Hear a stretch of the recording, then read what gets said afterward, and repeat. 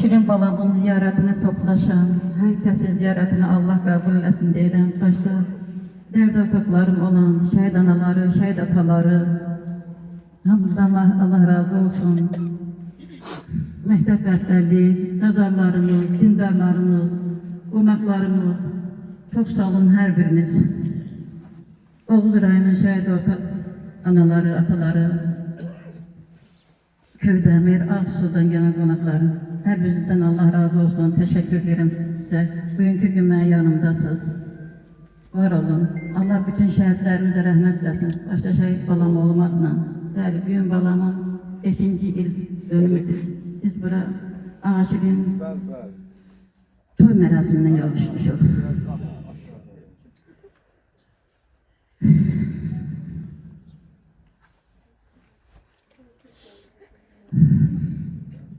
Allah rahmet eylesin hamısına. Allah ruhlarını şad etsin. Allah qazilərimize can sağlığı versin. Var olun.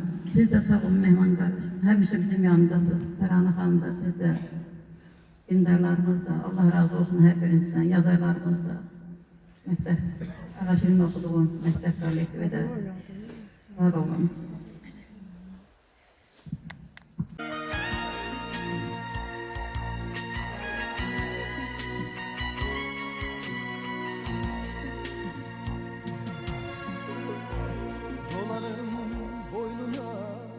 Karabağımda düşman at oynadı Araz boyunca.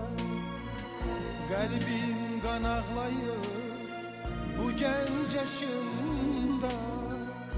Gel boyuna kurban ay vatan ol. Kalbim kan ağlayır bu genç yaşımda.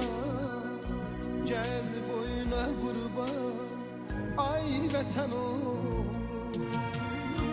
Şuşa yaylağını siz duman aldı. Kar bülbülünün gözleri doldu. Topxana meşesi saçını yordu. Gel boyuna kurban ay vatan ol. Şuşa yaylağını siz duman aldı. Kar bülbülünün gözleri doldu. Topxana meşesi saçını yordu. Gel boyuna kurban ay vatan ol. Gel boyuna kurban ay vatan ol.